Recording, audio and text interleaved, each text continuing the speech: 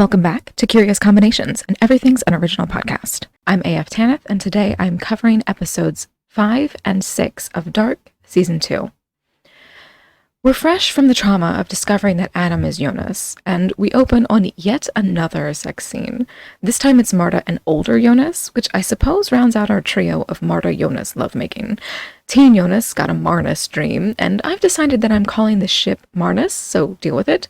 Marta got a Marnus dream, and now adult Jonas gets a Marnus dream. Here's hoping that Adam doesn't get one, first and foremost because, oh my god, you know, but also because adult Jonas's dream is unsettling even beyond the large age gap involved there. Because in the dream, black fluid spreads through the veins of Marta's stomach, permeating the area not terribly far from her womb, with black tendrils visibly reminiscent of the unstable wormhole. It's horrible, and it evokes evil pregnancy imagery, which I fear may be foreshadowing. It might not be a kind of literal pregnancy, but we know that Marta dies on the day of the unstable wormhole's creation, so is she somehow involved in its creation? It does also serve as a reminder for me of the other times we've seen imagery of black infection beneath or upon the skin. First, in Jonas's dreams and hallucinations of his father, and second, in a dream Jonas had about himself. In these dreams and visions, Michael has been consistently drenched in some kind of inky black fluid, and teen Jonas had what appeared to be that same fluid leaking from his ear in one episode. Infection and also cancer are running themes throughout this story, so I think this is supposed to tell me something. I just don't know what yet. In 1921, teen Jonas wakes with Adam watching him sleep. Somehow it's even more frightening than Noah lurking in his bedroom while he slept in the previous episode. I'll note here that I'm still not convinced beyond a shadow of a doubt that Adam is truly Jonas. There's still a very slight chance of a switcheroo, especially because we get confirmation that Adam is a complete and total liar here. But given the events of this episode and the next, I've been pretty much convinced that Jonas somehow does grow up to be Adam, and I cannot tell you how sad that makes me. Like, I'm angry with the show for even presenting me with the possibility, let alone the outright assertion, that Jonas turns into such an unforgivable monster, as far as we've been shown so far. There's going to have to be a whole hell of a lot of really good explanation in these final 10 episodes of the show before I'm willing to get over this. But back in 2020, we're 2 days out from the apocalypse. Magnus and Marta come downstairs to find Katarina contemplating Mikkel/Michael's impossible school photo, and she tries to tell them what she's discovered. But it's too little too late. Their relationship has been damaged to the point that they aren't interested in hearing what she's got to say, and since she doesn't come right out and say it, they leave without hearing the horrible news about their brother. And since Marta is going to die in 2 days, it seems that there's a good chance she will never know what happened to him. At Alexander's house, he's on the phone trying to get more information on Clausen. I hope something comes of this, as I have to reiterate just how suspicious I find this guy. But Regina comes to him with yet another potential catastrophe-level problem. Bartosz didn't come home last night, and of course Regina is terrified that her son might be the latest in a long list of missing boys and men. Alexander doesn't seem concerned at all, which I find interesting, but when he realizes just how desperately his wife needs him to comfort her in the moment, he does. I have to say, I find their relationship very interesting. Regina strikes me as a pretty pathetic adult, and I don't necessarily mean that in a judgmental kind of way. I mean that she seems a bit aimless. She doesn't seem to have much to her, short of her self-harming tendencies and a wealth of despair. The only real strength she seems to have had was her spite, and when she's not delving into the depths of that, she seems to rely wholly on Alexander for her emotional needs. It's not the best relationship dynamic, and I wonder if Alexander is actually getting what he needs out of this marriage, emotionally speaking, because I've never gotten the impression that this is a reciprocal emotional give and take. It just seems like Alexander gives and Regina takes. I'm not judging, but I am curious. And given that we know Alexander is going to die in 2 days, who is Regina without Alexander? Can she grow into a person who supports herself emotionally, or is she just going to revert back to being that same zero-confidence, bullied, emotionally abused little girl that she was before she met him? At the power plant, Claudia is contemplating her father's death. It's tomorrow, and she is shirking all her responsibilities in the wake of what she's discovered about time travel and the future. I feel a bit bad for her secretary here, but honestly, it's not really that big a deal, I don't think. It's not like the secretary's going to get fired for Claudia's fuck-ups, though I'd say Claudia's going to lose her job pretty damn soon. Back in 1921, Adam has some silly so-called wisdom for Jonas. He's going on about how people's lives can be divided into 3 sections, the first before they lose their naivety, the second before they lose their innocence, and the third before they lose their life. It's an obvious parallel to the 3 faces of Adam and the 3 faces of Eve archetypes, but I've never heard it put this way, and I can't imagine he's referencing something that exists in the real world. He is the first person that's ever put it this way, I'm sure. I have never heard of the adult phase of the 3 faces being tied with loss of innocence. That is almost always associated with the transition from the youth phase to the adult phase, which is here put instead as the loss of naivety. And actually, in what way are the loss of naivety and the loss of innocence any different in the first place? Maybe this is a translation thing. When we use the phrase loss of innocence in English, we're almost always referring to either the introduction to sexuality, the introduction to grief and death, the introduction to violence and cruelty, or simply the loss of childhood in general. But perhaps that's not what this transition is referring to. Perhaps this use of the word innocence is nothing to do with any of that, and should instead be understood in the sense of innocence being a lack of guilt. That would make the transition from adulthood to old age into a taking on of guilt, a kind of permanent tainting resultant from committing some kind of a crime. Tying in with Adam's choice of moniker, this could certainly be taken as a reference to Genesis and general Abrahamic ideas of sin, but I'm more interested in what it concretely means for our characters.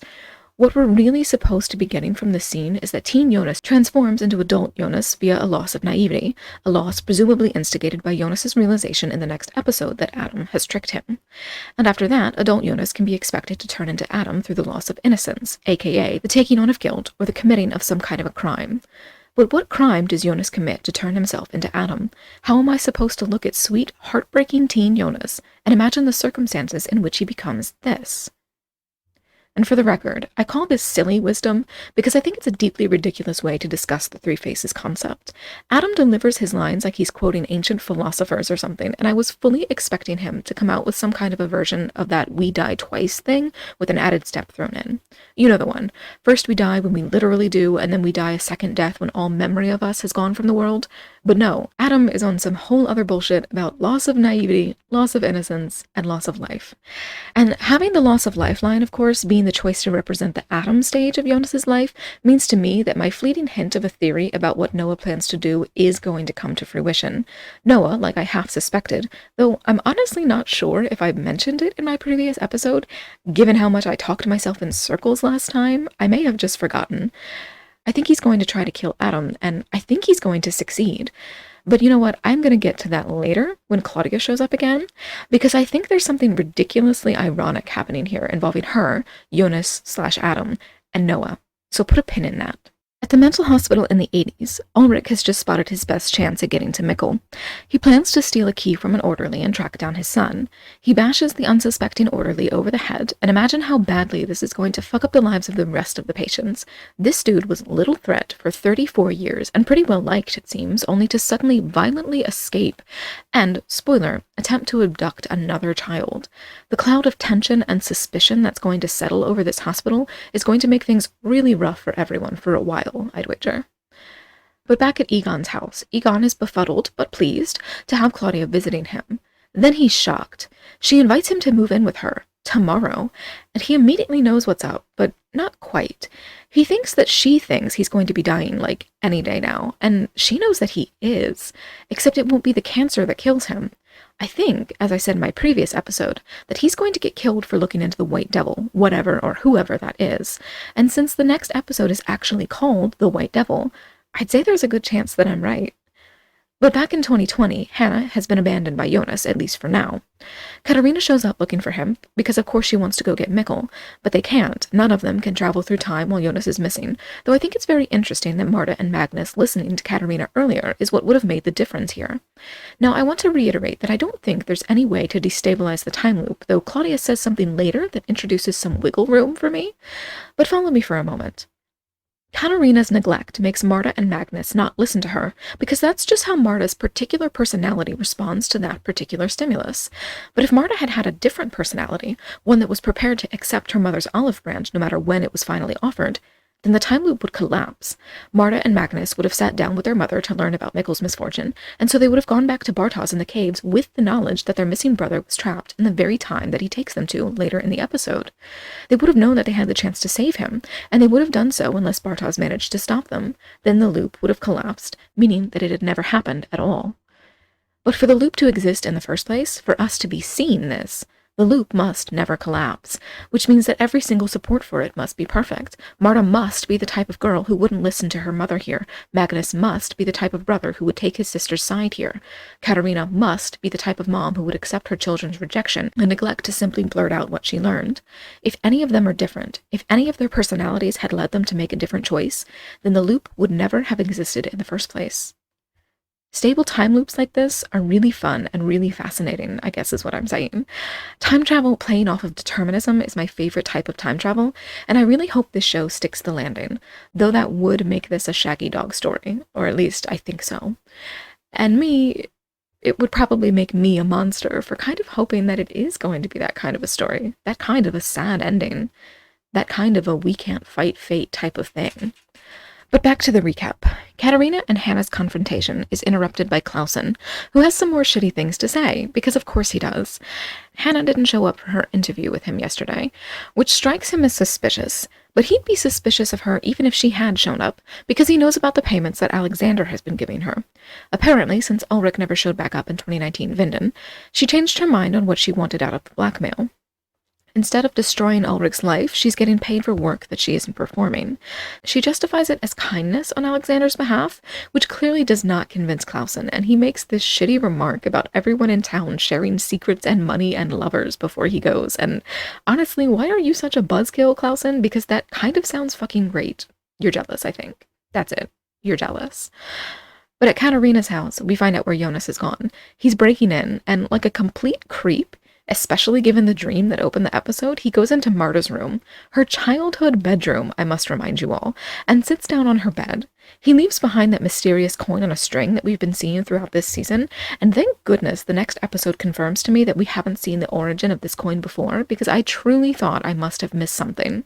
I suppose that I should find it sweet that Jonas carries this little token of Marta's affection with him for over 30 years, but I kind of don't. It's not even the incest that's getting me, it's the enormous age gap. I get it, she died at 17 or whatever, so she'll always be that age in his memory, but adult Jonas could easily be her dad, not her old boyfriend. It's skeeving me out, it really is. Back in 1921, Adam introduces Jonas to the idea of a loophole in terms of the stable time loop, and I truly don't think he's actually proposing that such a thing exists. I think Jonas is misunderstanding him. I don't think he honestly believes for a second that anything he's experienced can be changed. I believe his intention is to take an action in his future that's going to fix things to his liking, but that he wants his past selves to play everything exactly as he did, which is exactly what adult Jonas wanted last season, I'll remind you, and we all saw how that worked out. At the caves in 2020, Elizabeth gets the feeling that someone is watching her in the teens, and she's right. Noah is lurking behind a tree like he's goddamn fucking Slender Man or something, and given what we learn later about the relationship between Noah and Charlotte, I really don't like this. I really don't. Speaking of Charlotte and Noah, though, we cut to the bunker, where Charlotte is asking Jonas about the creepy priest in question. Jonas explains that Noah is Adam's puppet, a Sigmundus time traveler responsible for killing the boys. Charlotte has the distinct sense that this has something to do with her, which I suppose makes sense, given that Elizabeth found the Sigmundus group photo in Tannhaus's things. But I think a more reasonable assumption for her and the rest of the characters to make is that it has something to do with Tannhaus, not with Charlotte.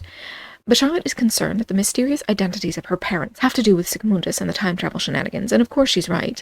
Noah turns out to be her father, and her mother is presumably also someone in Sigmundus, though I don't really have any good theories for who the mysterious mother could be right now, because who the fuck would a man like Noah be interested in?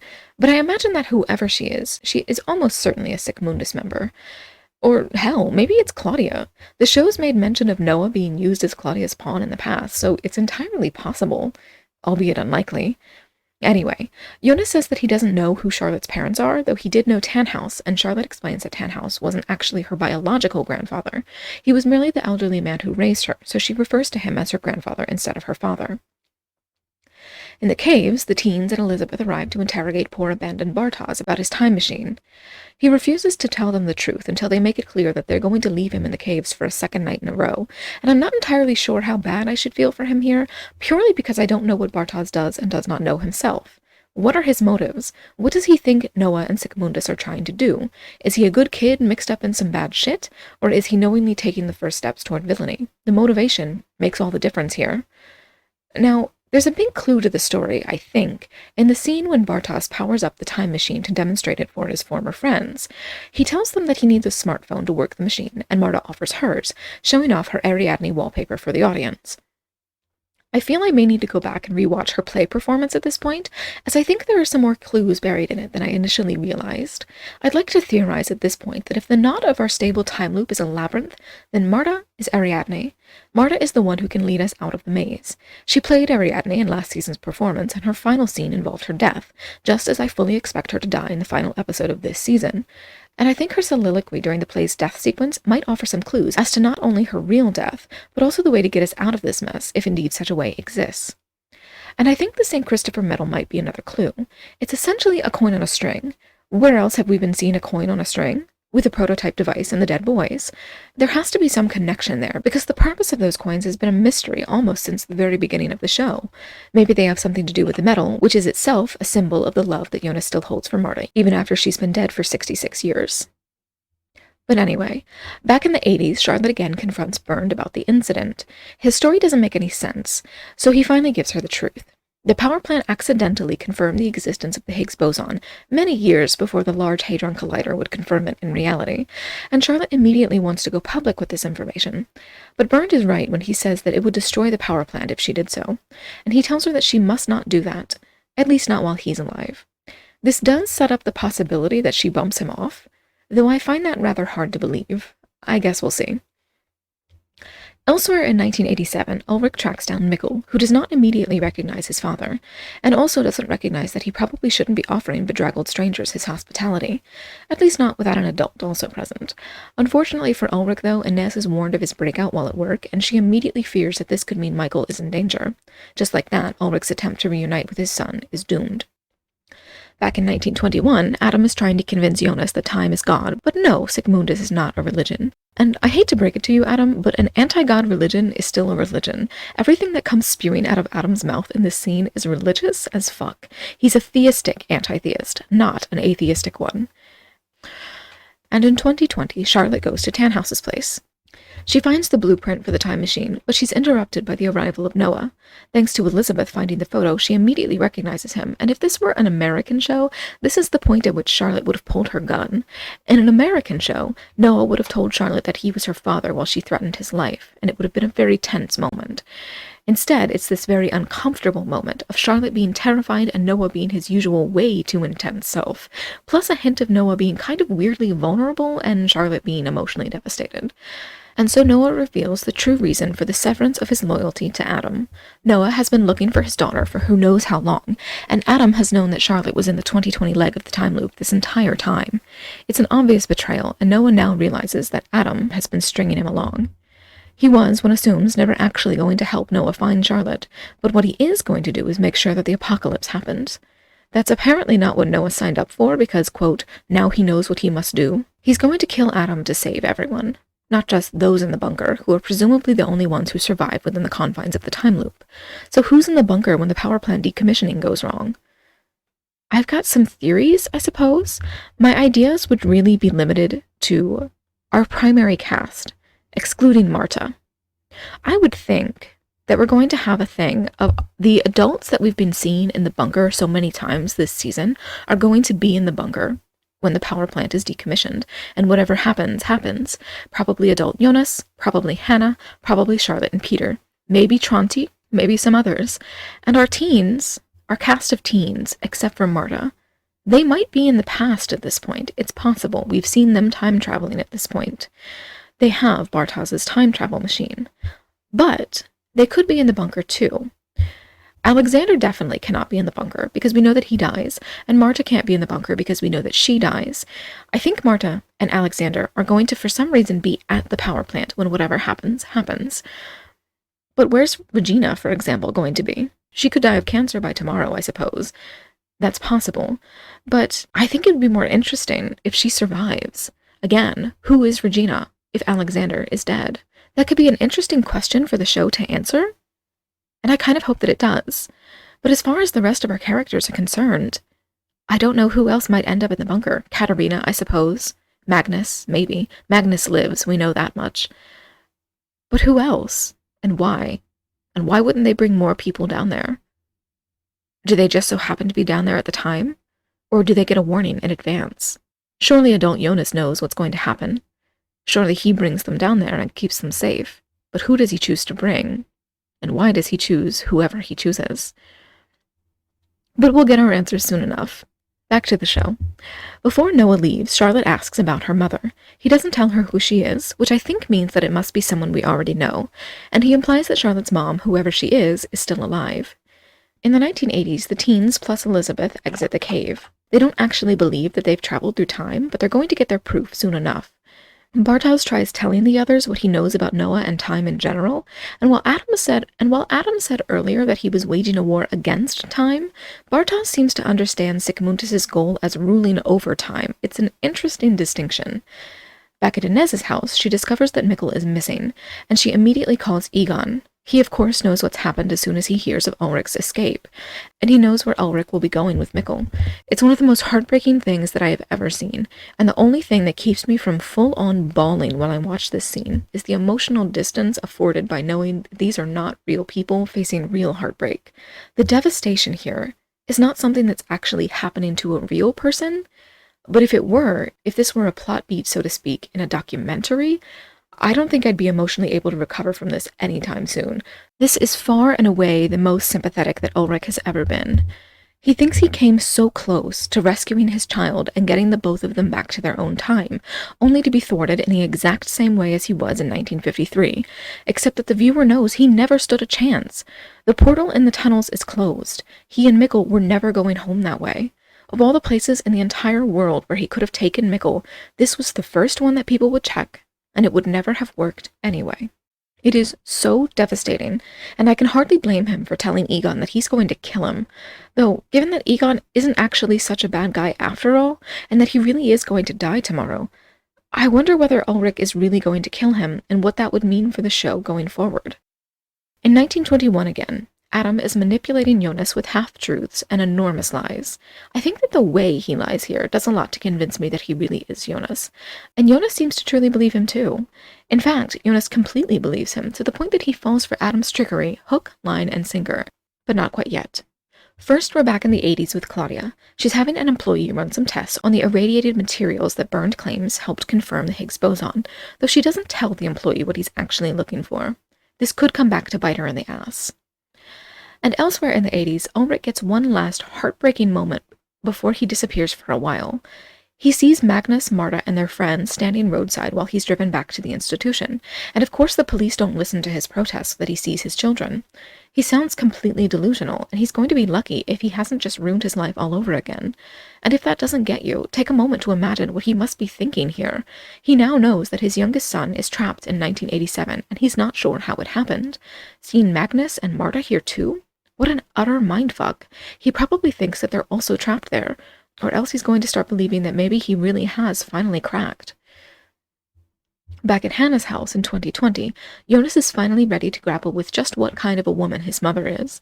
He asks her, not for the first time, if she ever loved Michael, and when she's asked whether she would choose Michael and Jonas over Ulrich, she doesn't answer, which is an answer, if only by way of implication.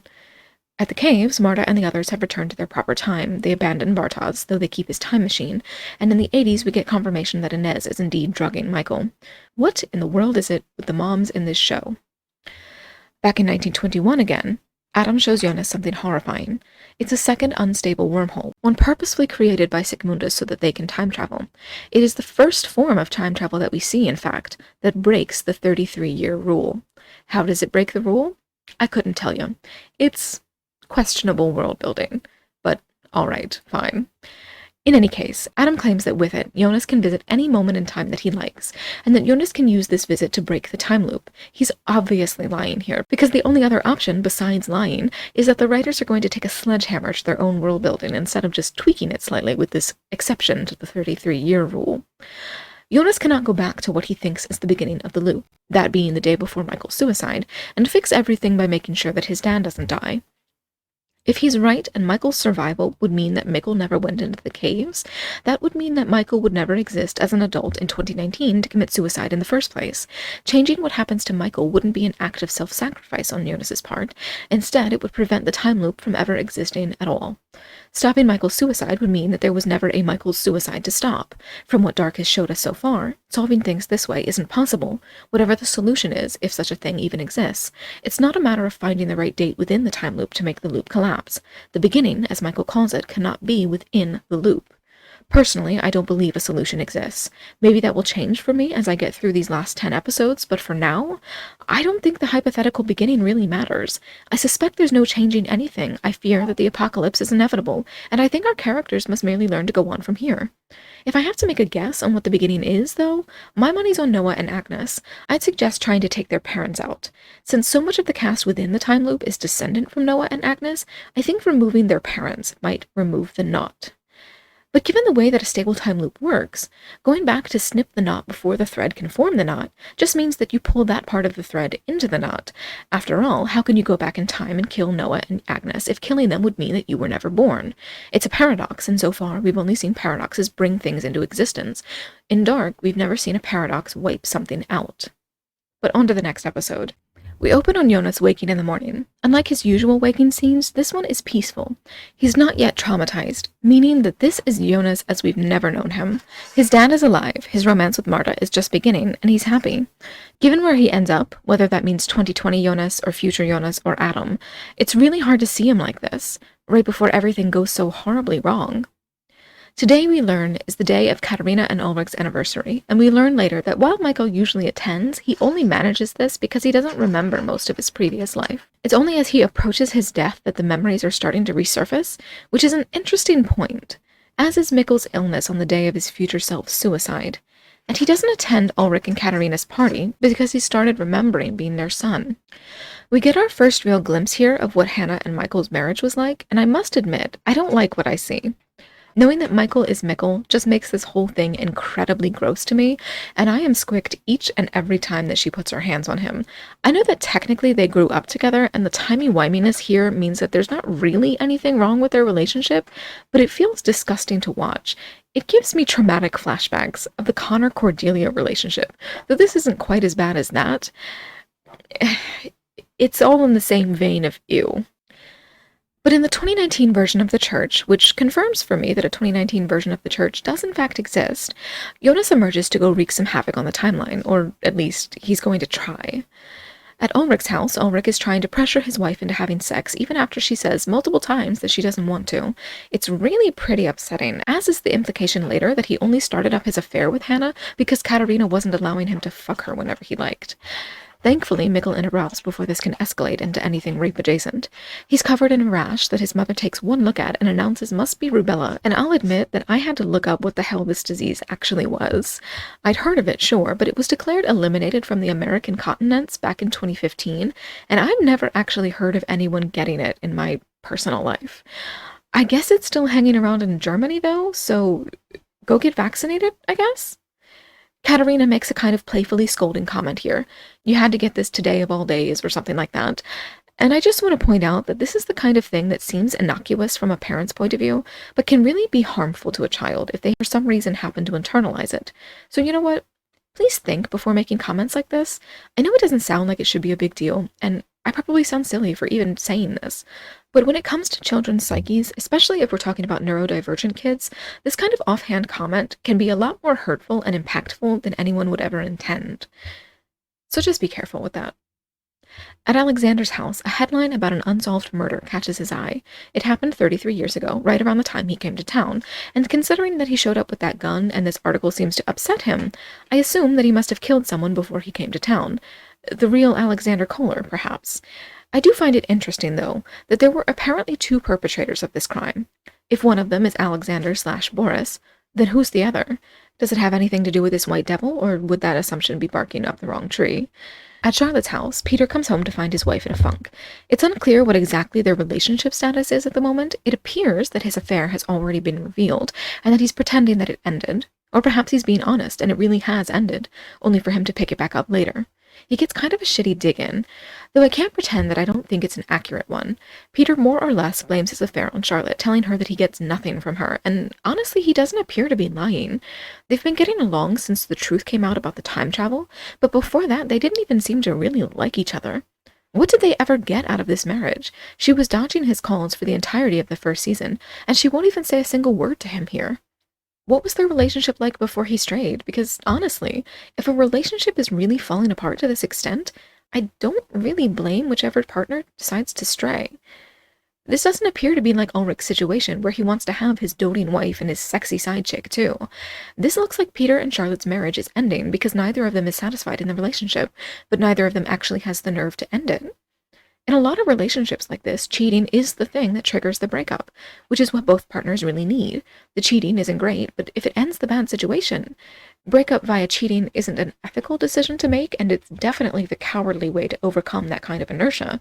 But I understand why it happens, and I get it far more than I understand what Ulrich is doing.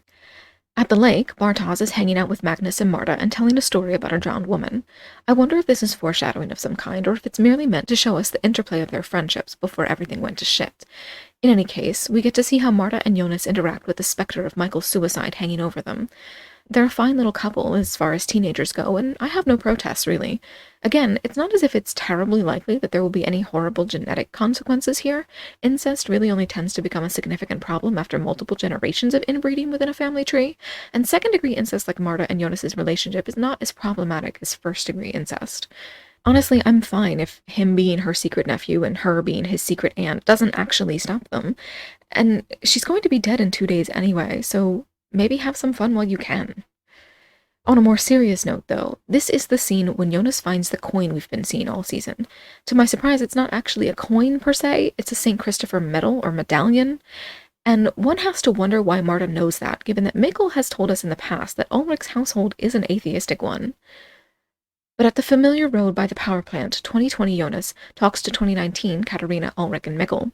Ulrich is apparently shipping Marta and Jonas, which is cute, I guess, but I mostly want these adults to actually process the look on Jonas's face. The boy looks traumatized. When he turns down a ride with that look on his face, maybe ask a few more questions. Where are you going? Are you okay? Would you like a hug? Like, he doesn't look like he's doing well, and I need someone to notice. Back at the lake, Magnus and Franziska have an awkward scene. He thinks she's drowning, only to realize that she's actually skinny dipping, and he runs off like a doofus. Franziska smiles as he goes, making it clear that she's pleased with this development, and I've truly had enough of these two. Less teen romance, please.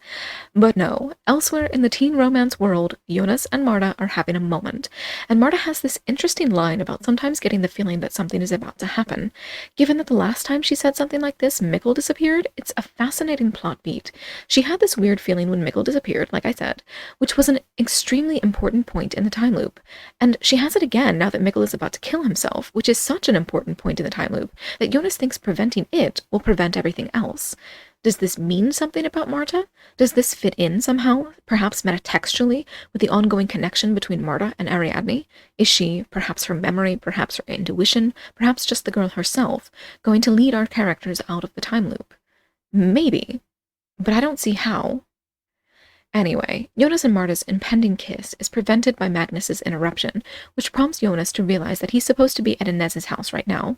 So 2019 Jonas runs off, and then 2020 Jonas swoops in to sort of tell her goodbye without telling her goodbye. Thank the gods, she actually notices that something's wrong with him. Though this is honestly a pretty creepy thing for Jonas to do to her, it's not really fair to put her into this situation, especially since he knows what he's going to do to her in his past and her future. But he kisses her and tells her that they're perfect for one another, and apparently he has no qualms about using the exact words that he uses later when he specifically tells her that they're not right for each other and breaks things off with her. But this scene honestly makes me wish I liked Marta more, because I really like teen Jonas, and I want him to be happy, and I want him to be happy with a love interest that I feel actually deserves him, and right now, I haven't yet been convinced that Marta is it. She's far and away the best candidate, don't get me wrong. And she could grow into an awesome character in the back half of the show overall. But I'm still pretty sure that she's going to die within the next 2 episodes, so there's not much time for that left, now is there? But back at Hannah's house, Michael is watching himself out the window.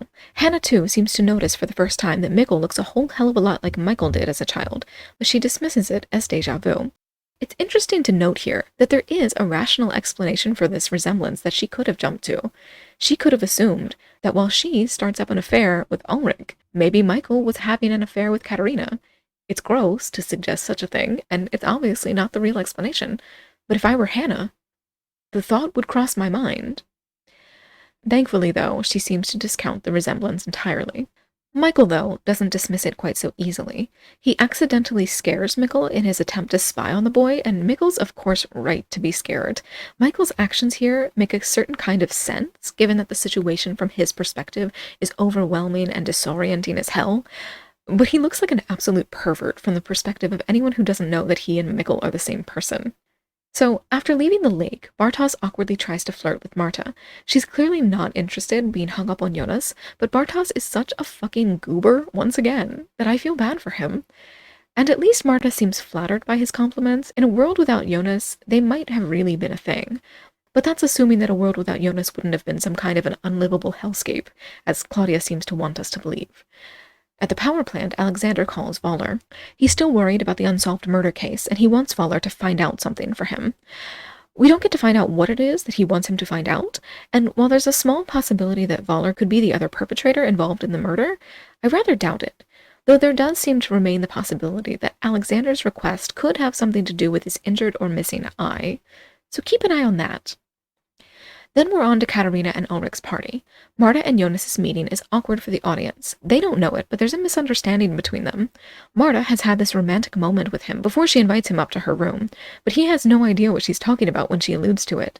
As far as he knows, they had a near kiss at the lake, and then they had sex that night. It's certainly something. Now, I was surprised to see Charlotte at this party, though of course she had told us earlier in her scene with Peter that she would be attending. It's just that I have a hard time picturing Charlotte hanging out with Katarina and Hannah beyond the confines of our time travel shenanigans. We never saw them together as teens, as far as I can recall. Elsewhere, with a storm brewing, Jonas goes to visit his father. It's a hard scene. At first, Michael doesn't understand what's wrong with Jonas, though at least he actually notices that something's wrong. But once the truth starts coming out, the situation gets truly heartbreaking. Once the hits start coming, they just keep coming harder and harder. Jonas, knowing about what happened to Mikkel, opens up the floodgates for Michael. Then Jonas tells Michael that Michael is going to kill himself, which he has no intention of doing, thus making it clear to the audience that Adam indeed lied about what Jonas is supposed to do here. And then we get the awful reveal that Jonas was the one who took Mikkel into the caves and abandoned him in 1986. It is so devastating to hear Michael recount what happened to him, especially with the context of who Jonas is for him. Not only a big brother figure from his childhood, but also his son, and that he's lived his entire life wondering why Jonas betrayed him like that. My heart hurts. This is second only to the scene with Ulrich. But Michael is the one who pieces things together, not Jonas. He realizes that Jonas is only there to make sure that Michael does indeed kill himself, not to prevent it. And after a little bit of religious nonsense that tells us Mikkel converted to Christianity sometime after becoming Inessa's son, he breaks out that Michael is only a small part of a large cancer line that we've heard before, slightly altered. Then in walks Claudia, and I'll admit I was stunned to see her here. Surprise bitch indeed. She tells Jonas that she's waited a long time to meet him again, and when he accuses her of working with Adam, she claims that she is the darkness to Adam's light. Noah, of course, tells people the exact opposite, and I'm starting to suspect that all three of them are actually just a bunch of nincompoops, but I'll get to that thought in a minute. Claudia claims that Adam doesn't want to fix things, he wants to destroy them forever. She says that Jonas is the only one who can put an end to all of this, and it seems that she specifically means teen Jonas. She calls it a war against himself, and Jonas protests that the simple solution is to make sure that he's never born. Which brings us to what I think is the most important line in the show so far. "I've seen the world without you," says Claudia. "It isn't what you were expecting." What the entire fuck does that mean? More importantly, though, how the hell has Claudia seen a world without Jonas? How is that possible? How does that claim, assuming she isn't lying, fit in with the construction of the world of Dark? It breaks the rules that the writers have given us so far, those rules essentially boiling down to the inherent fact that time traveling does not change anything. Anything you do while time traveling is something that has already happened. Your actions just become part of the whole. They don't unmake it.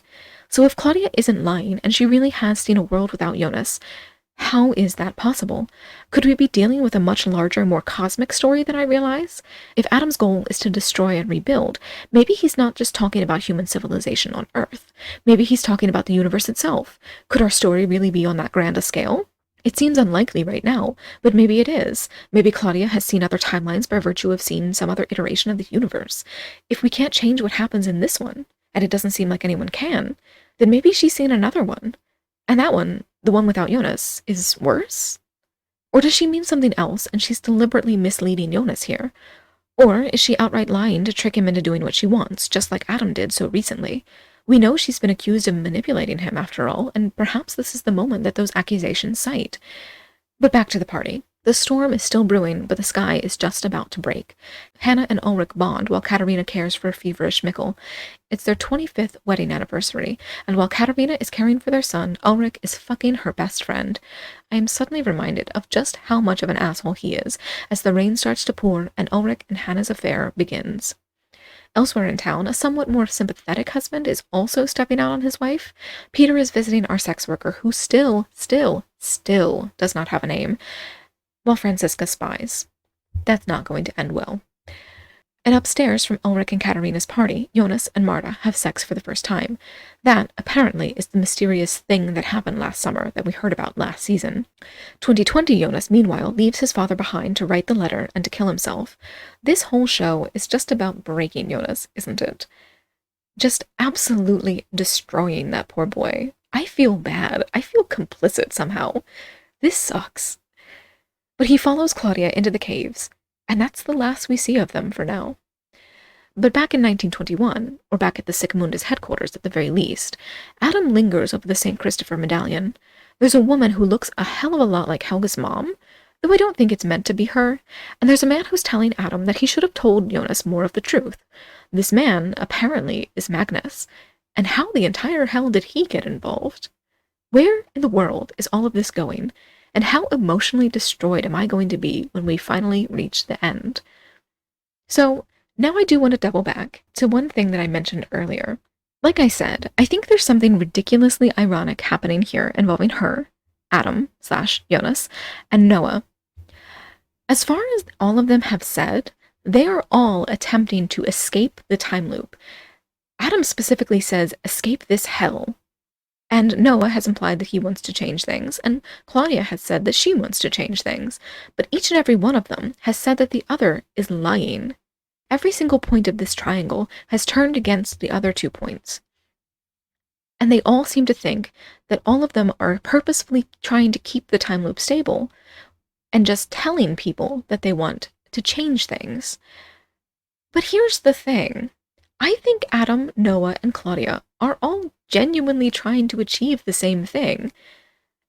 But it's because they all think that the others are lying about their motives that leads them to foil each other's plans, and so no one gets what they want.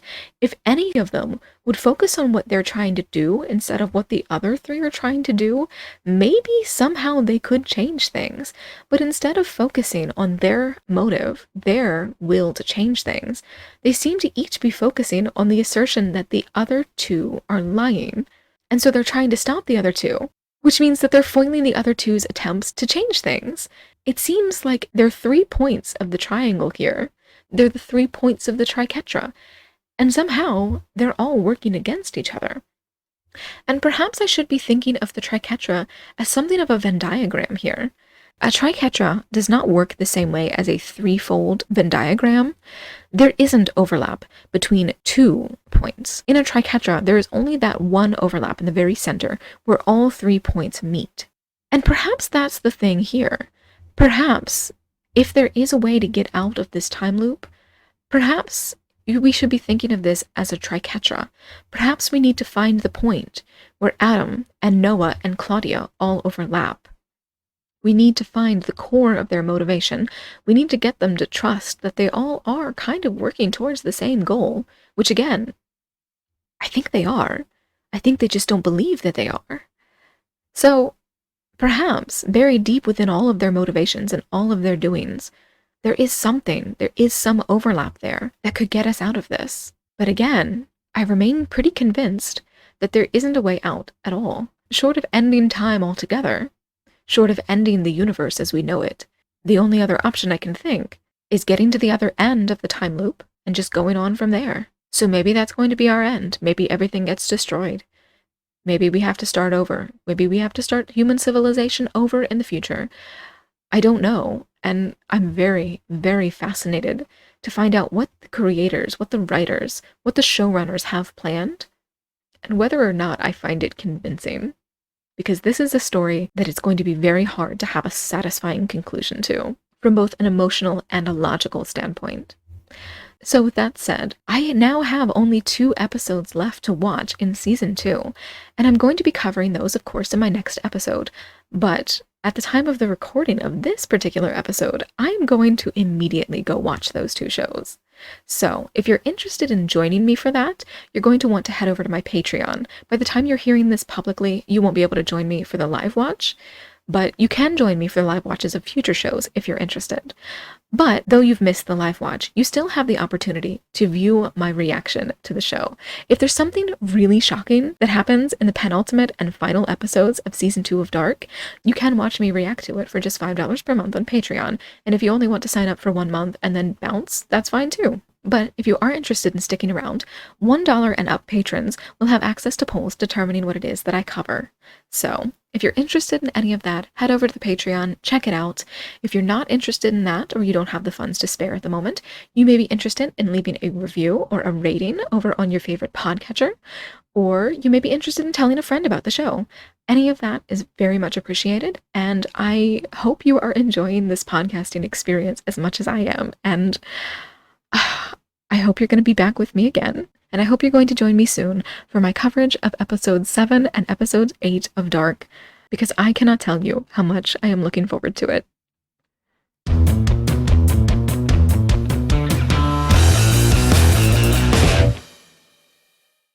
And in 2020, Tannhaus goes to Tannhaus's place. That's the thing I just said.